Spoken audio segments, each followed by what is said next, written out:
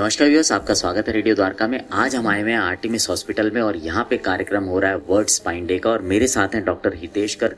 Doctor Hitesh Garg head हैं spine and ortho surgery के Artemis hospital के। डॉक्टर साहब का बहुत बहुत स्वागत। थैंक यू वेरी मच, धन्यवाद।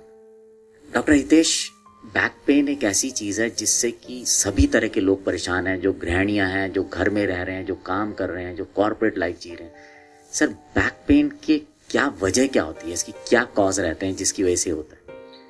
देखो, बैक पेन एक बहुत ही ज्यादा कॉमन प्रॉब्लम है। हम ये मानते हैं, जो वर्ल्ड डाटा है, कि 80% लोगों को अपने लाइफ टाइम में कभी ना कभी बैक पेन होगा।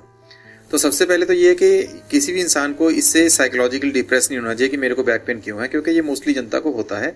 क्यों होता है? क्योंकि बैक एक स्पाइनल कॉलम है जिससे हमारा सारी बॉडी टिकी उसके अराउंड उस पर सपोर्टेड है। तो बैक को हम यूज करते हैं और मिस यूज करते हैं, है ना। तो सारी लाइफ में हम इसको, जब से हम पैदा होते हैं तब से इसको यूज करना शुरू करते हैं, काफी टाइम पे मिस यूज भी करते हैं इसको, काफी एबनॉर्मल पोस्चर्स में यूज करते हैं। तो बैक का एक तो देखो, स्पाइनल कॉलम का नेचुरल डिजनरेशन होना है जो तय है। जैसे हमारे बाल सफेद होते हैं, बॉडी डिजनरेट होती है, वैसे 30 साल के बाद हमारी स्पाइन नेचुरली डिजनरेट करना शुरू कर देती है। और हर किसी की, इंसान की जो स्पाइन है वो डिफरेंट रेट पे डिजनरेट करती है, वो उसके जीन्स डिटरमाइन करते हैं। लेकिन ये स्पाइनल कॉलम को मांसपेशियों ने भी सपोर्ट किया होता है। तो अगर थोड़ी बहुत स्पाइनल कॉलम हमारा कमजोर हो जाता है डिजनरेशन की वजह से, अगर हमारी मांसपेशियां मजबूत हैं तो उसको सपोर्ट करके रखती हैं, जिसकी वजह से ज्यादा बैक पेन नहीं होता। लेकिन जैसे आजकल हम बहुत सेडेंटरी लाइफस्टाइल जी रहे हैं, जिसकी वजह से हमारी मांसपेशियां भी कमजोर हो जाती हैं और काफी इनसाइड द हाउस रहते हैं, आउटसाइड नहीं आते हैं। उसकी वजह से विटामिन डी की कमी से और हड्डियां कमजोर, जिसको ऑस्टियोपोरोसिस, जिसका प्रेवलेंस बहुत बढ़ रहा है। तो मांसपेशियां कमजोर होने की वजह से, विटामिन डी की कमी से और हड्डियों के कमजोर होने की वजह से, इसको ऑस्टियोपोरोसिस, इन तीनों के कारण जो डीजेनरेटिव स्पाइनल प्रॉब्लम्स है वो ज्यादा उभर के आगे आ रही हैं और कमर दर्द की जो सीवियरिटी है वो ज्यादा हो रही है। सर, जैसे आपने जो सारी चीजें बताई, क्या कुछ ऐसे प्रिकॉशंस भी हो सकते हैं जो एक आम आदमी अपनी डेली रूटीन लाइफ में ले सकता है? बिल्कुल, जैसे मैंने बताया कि नेचुरल डिजनरेशन जो स्पाइनल कॉलम का वो तो होना ही होना है, लेकिन उस डिजनरेशन के कारण दर्द हमें ना हो, इसके लिए हम क्या कर सकते हैं।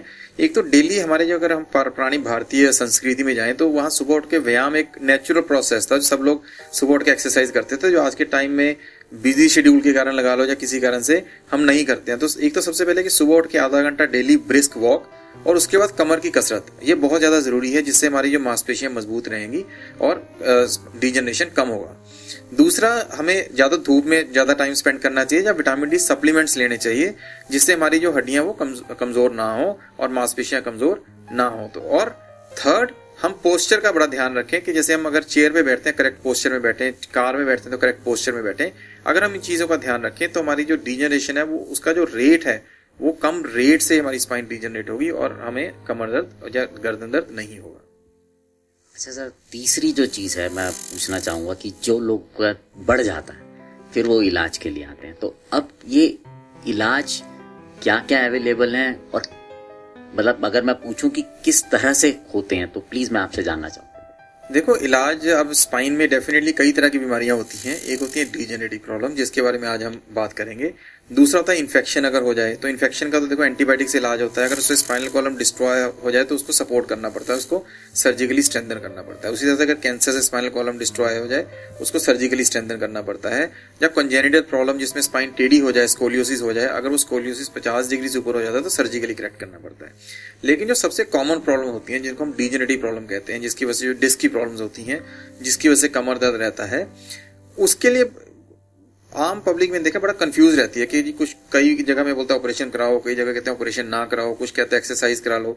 उसमें इतना कंफ्यूज होने वाली बात है नहीं है। उसका बड़ा स्ट्रेट फॉरवर्ड प्रोटोकॉल है कि जब भी मरीज हमारे पास आता है हम उसका डिटेल्ड असेसमेंट करते हैं, उसकी देखते हैं अलाइनमेंट कैसी है, उसका पोस्चर कैसा है, स्पाइनल का बायोमैकेनिक्स कैसा है कि आगे झुकने पे पीछे झुकने के बाद जो स्पाइन की नॉर्मल मूवमेंट है वो हो रही है या एबनॉर्मल मूवमेंट हो रही है। उसको नसों में कमजोरी की वजह से कोई पाँव में या हाथों में कुछ सुनपन या कमजोरी तो नहीं आ रहा। जब डिटेल्ड असेसमेंट हो जाती है, अगर किसी को पैर में या हाथ में कमजोरी नहीं आ रही है तो सबसे पहले जो इलाज होता है वो हमेशा दवाइयों से और कसरत से किया जाता है। 3 महीने हम कसरत और दवाइयां ट्राई करते हैं, 80 से 90% मरीज तो उसी से ही ठीक हो जाते हैं। उनकी जीवन शैली में हम कुछ बदलाव लाने को बोलते हैं।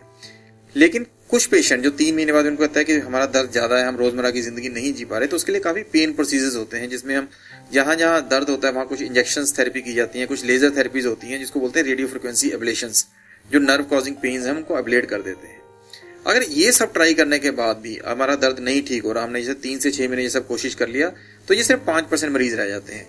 ये मरीज या जिनको सुनपन या पाँव में हाथों में कमजोरी आ रही है, सिर्फ ये मरीज होते हैं जिनका सर्जिकली इलाज किया जाता है। और सर्जिकली जैसे मैंने आपको बताया कि सर्जरी बहुत एडवांस हो चुकी है, पूरा अलाइनमेंट उसका करेक्ट अलाइनमेंट में उसको स्पाइन को लाया जाता है और नर्व्स को डिकम्प्रेस किया जाता है।